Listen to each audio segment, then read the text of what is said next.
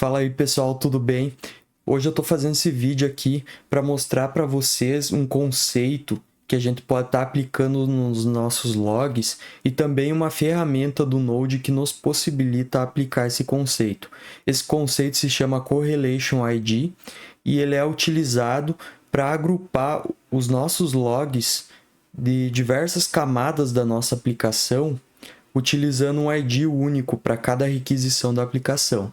Então, vem comigo aprender isso. Então, aqui eu tenho um projeto em Node e eu desenvolvi um diagrama aqui para demonstrar para vocês qual que é a ideia do Correlation ID. Quando a gente trabalha em uma arquitetura de multicamadas, como uma arquitetura hexagonal, por exemplo, então o problema é assim, eu tenho aqui, quando eu recebo a minha requisição, eu tenho um Correlation ID 123. Isso pode ser definido por um middleware do Express. E aí, quando eu logar, eu quero que esse meu logger aqui tenha esse Correlation ID.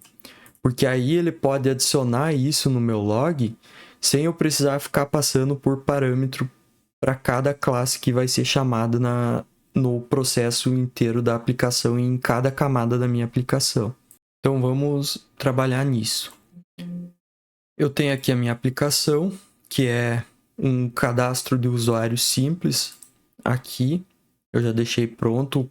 O link do repositório está aqui na descrição. Ele recebe o body da requisição e envia para o meu controller. O meu controller retorna um status ou um data, dependendo se for sucesso ou erro. Eu tenho aqui uma pasta chamada controllers, que aqui tem o meu controller. Dentro dessa pasta aqui, eu já deixei pronto aqui a minha classe de log, que é esse logger aqui. Quando eu inicio o processo, ele já dá um log, iniciando o cadastro de usuário. Se der algum erro, ele já dá um erro aqui, genérico. E aí ele chama meu use case. Mas repare que eu não estou passando nenhum parâmetro referente a log aqui, o Correlation ID. Se eu vim aqui no meu use case também, ele faz algumas validações e dependendo da validação ele gera um log também. Aqui, se ele cadastrou com sucesso, aqui ele vai chamar meu repositório para criar o meu usuário. É um repositório fake in memory. Aqui ele vai dar o log de info dizendo que o usuário foi cadastrado com sucesso. E aí eu vou executar essa minha aplicação aqui.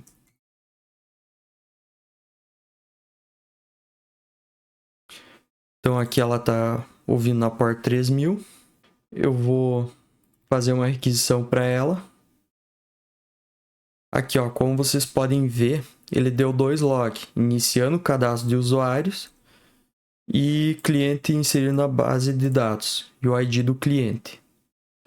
Se eu pegar e vir aqui e remover, ele já vai dar iniciando o cadastro de usuário, nome inválido, não foi possível cadastrar o usuário e ele repetiu o erro ali porque foi pego lá no middleware do controller.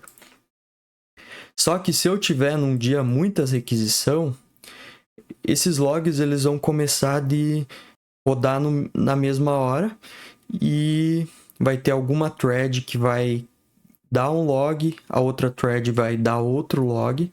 No caso do Node é o event loop. E aí eu vou perder de qual processo que originou esse log. Eu não vou ter uma linha linear para saber da minha requisição de onde que veio esses logs. Então, para resolver esse problema, a gente vai utilizar uma biblioteca nativa do Node chamada Sync-Hooks. Eu vou explicar mais como ela funciona desenvolvendo aqui. Então, aqui eu vou criar um novo arquivo chamado correlationid.ts. Esse meu arquivo ele vai ter uma função se chama start e vai receber o meu correlation ID.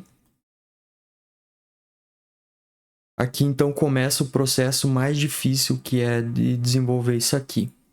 Aqui eu vou criar um execution ID.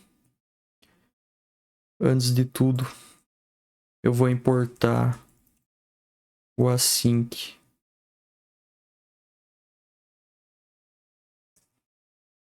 hooks from async hooks. E aí eu vou utilizar aqui esse execution async ID aqui. Eu vou criar também aqui um data, que é um map, que vai armazenar os nossos correlation IDs. Então eu pego nesse data, seto meu execution ID com o meu ID. Então ele vai pegar o ID da minha execução e vai adicionar o meu correlation ID. Ele vai relacionar o meu correlation ID com o ID da minha execução. Aí eu vou ter também uma função chamada get, que vai pegar o meu correlation ID a partir da minha execução. Então eu vou criar uma variável chamada correlation ID, que vai ser o data.get execution ID, e eu vou retornar esse correlation ID aqui.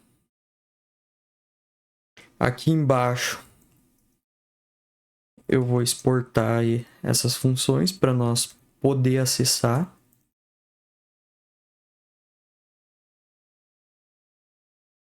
Perfeito.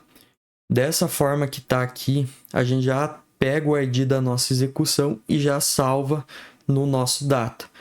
Porém, quando uma nova função é chamada, ela vem com outro execution ID. Então a gente precisa criar um hook para toda vez que uma nova função é chamada, ele pegar o ID da função que chamou ele antes e atribuir o nosso correlation ID também. Vocês vão entender um pouquinho melhor agora quando eu desenvolver. Então, para criar o hook, a gente vai utilizar o async hooks, .create hook, e aqui ele tem algumas funções de callback. Uma delas é a init. Toda vez que uma função é chamada no Node, ele dispara esse init aqui. Então a gente tem alguns parâmetros aqui. O trigger async ID é de onde que ela foi disparada. E o async ID é o novo ID para essa nova função. Então, aqui eu verifico no meu data se ele tem já o trigger async ID. Se ele não tiver, isso significa que é uma execução nova, que não tinha o correlation ID. Mas se tiver, ele pega e aí ele seta o async ID, que é o ID da função que ele está agora, com o valor da execução, com o execution ID do meu trigger async ID. É tipo assim, eu tenho a func1, que chama a minha func2, que chama a minha func3. Aqui no meu start, vamos supor que o execution async ID da func1 aqui foi 1. Então, e o meu correlation ID foi 1, 2, 3. Então, ele tem o ID 1, 2, 3. Se eu ir aqui no meu data e der um log nele, o 1 vai ter o valor de 1, 2, 3. E aí foi chamada a minha função 2. Ele veio aqui e aí o valor do trigger async ID da função 2 vai ser 1. Então ele verifica se existe. Existe, então foi 1, 2, 3. Então, nessa parte aqui, ele define o 2 como 1, 2, 3. Ele pega esse valor aqui. E assim sucessivamente. Aqui eu vou colocar uns slash para o meu TypeScript não reclamar. Formatar. E aqui eu tenho o meu destroy também. Deixa eu ver, destroy. Quando terminou de ser executada, essa função aqui é chamada. Então eu só preciso vir aqui, data.delete, assim que id, aí eu limpo a minha memória, não vou mais ter esses dados aqui. Então tá pronto o nosso correlation id aqui. Só tem um ponto que a gente precisa fazer antes, que é colocar um enable aqui no final para ele rodar. Perfeito. Agora a gente vai ir na nossa index, que a gente vai importar ele. Eu vou dar um import from correlation id. Aqui eu vou dar um start e vou renomear ele para start cid, só para não dar uma confusão aqui. Eu vou importar também a biblioteca YID, pegar v4.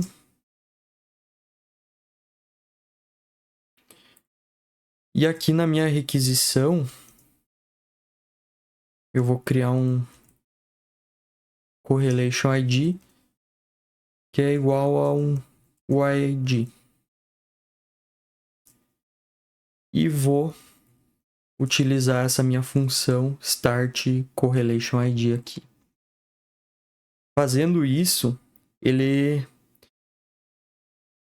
seta o valor do nosso correlation id para um YID, ele inicia esse valor. Agora nós vamos ver como a gente pode utilizar isso aqui. Eu vou vir aqui na minha classe delogger, e aí aqui a gente vai utilizar esse correlation id.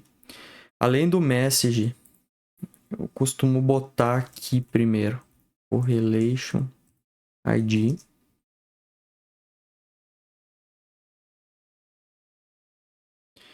Eu vou importar aqui também aquela função.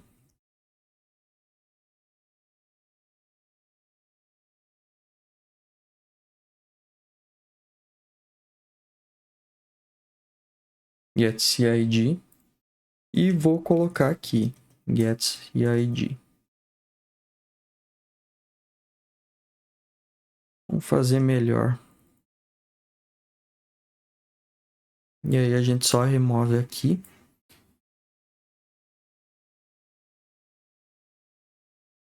Aqui.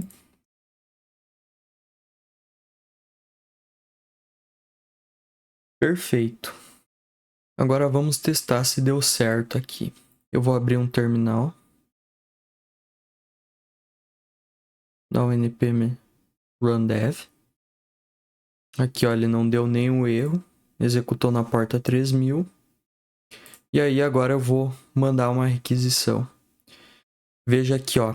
Ele criou um ID único e ele passou para todos os loggers.